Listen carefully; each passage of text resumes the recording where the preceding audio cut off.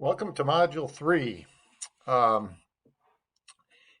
I'm going to take a little bit of a different take on this module. I am going to say a few things about the chapter readings, but I also want to focus on a couple videos that I'm going to link to some different things that took place within sport that got some media attention and that we will kind of use to spark some thoughts on this particular module. This module's topic is sportsmanship, and I'm excited to get into this module because I think many of you coach, and if you don't coach, you probably do some kind of sport related activities that include sportsmanship, and sportsmanship really pretty significantly affects all of us related to the field of sports, of course.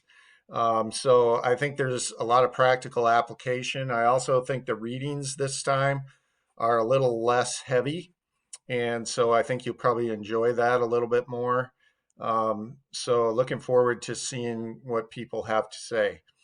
I want to start out talking about chapter 6 a little bit. This is an article written by Keating. And Keating, in his article, he talks really quite a bit about the nature of sport, but really what he's getting at is sportsmanship.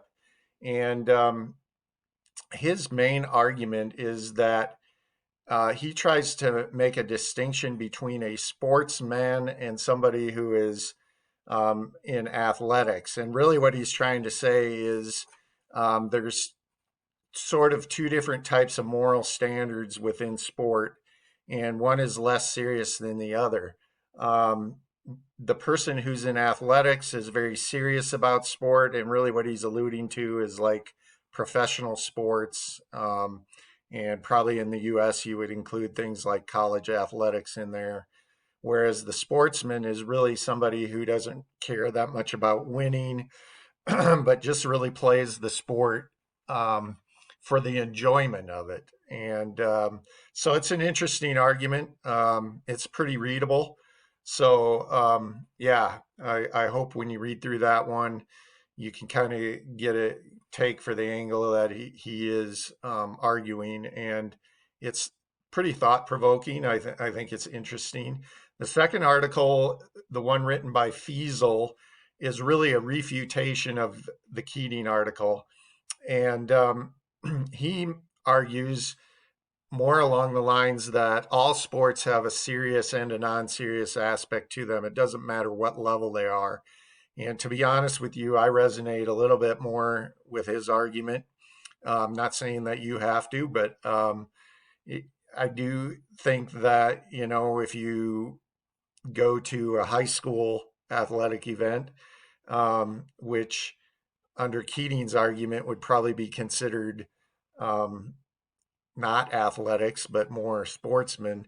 A lot of times people are pretty serious about that too. So, the argument that pretty much all sports have a level of seriousness and non seriousness resonates a little bit more with me.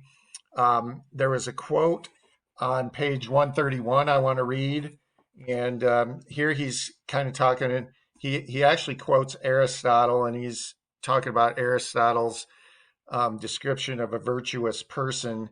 But the part I really liked starts with this: likewise, the good sport feels the joy and exuberance of free, playful activity set apart from the world, and feels the intensity of striving to perform well and achieve victory. Sportsmanship is a mean between excessive seriousness, which misunderstands the importance of the play spirit, and an excessive sense of playfulness, which might be called frivolity, and which misunderstands the importance of victory and achievement when play is competitive.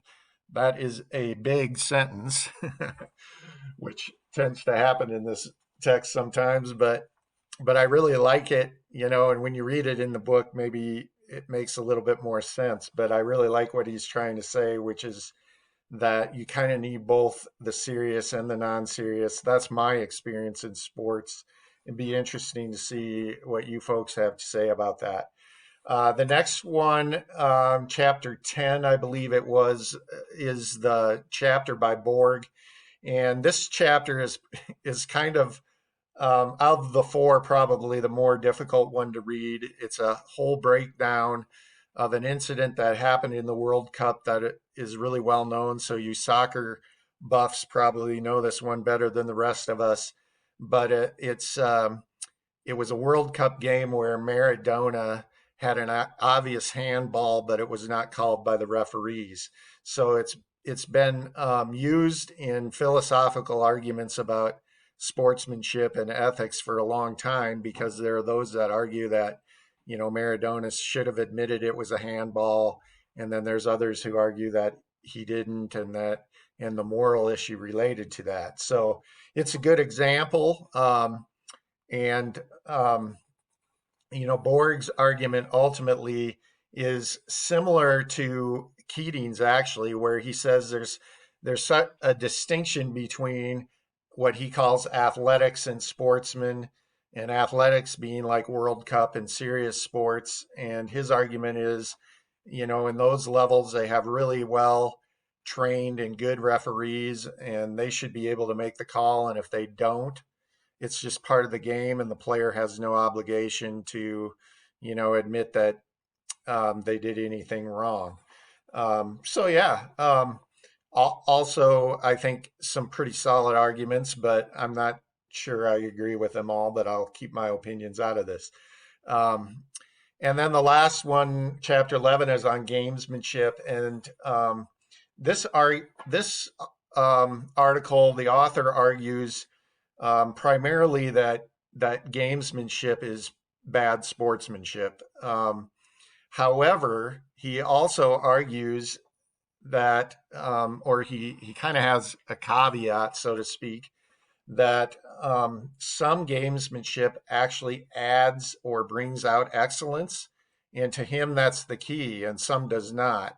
So his criteria as to whether gamesmanship is good sportsmanship or not has more to do with whether it brings out the excellence of the opponent or whether it diminishes the excellence of the opponent. So, I think for you baseball people, that would be, along the lines of framing a pitch. You could argue that that brings out the excellence because, it makes the um, hitter have to be more skillful, and a hitter who can still hit well, even in spite of that framing, is, um, really having their best brought out. So yeah, I actually really like his arguments. I think they're pretty solid, but again, it doesn't really matter what I think, but it'll be interesting to see what your thoughts are on that also. Um, yeah. So the last thing I just wanted to talk about here and spend a little bit more time than I have on some of the previous videos is I'm going to link up a couple of videos. One of them is a few years old. It's from 2018. And I picked this one. I have used it in the past in this class. And I think it's also appropriate because Serena Williams was in the US Open this past week. And there's a lot of talk about her as she's looking at retiring. And this is an incident that happened in the US Open where Serena Williams got penalized and got very agitated about that and defensive. And it really affected what happened in the game. And to some extent, I don't think she was necessarily playing great in the game, and that came out a little bit, I believe. Again, my opinions here, which I probably shouldn't put it into it as much as I am. But I wanted to put that one out there as a point of discussion, and how you feel about the sportsmanship involved in that. And then also, I'm going to post a video from the Little League World Series a few months ago where um, a player got beamed in the head by a pitch, and then the pitcher was really visibly upset about it after everything turned out to be okay. And the batter came over there and consoled the pitcher and gave him a hug.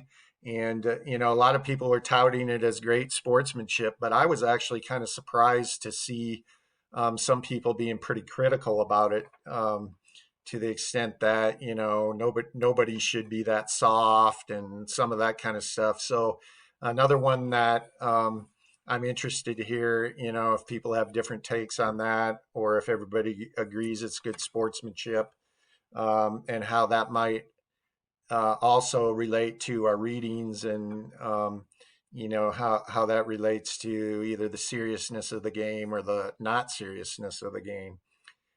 So yeah, that's the video intro for this week, and look forward to seeing what you have to say on the discussion board.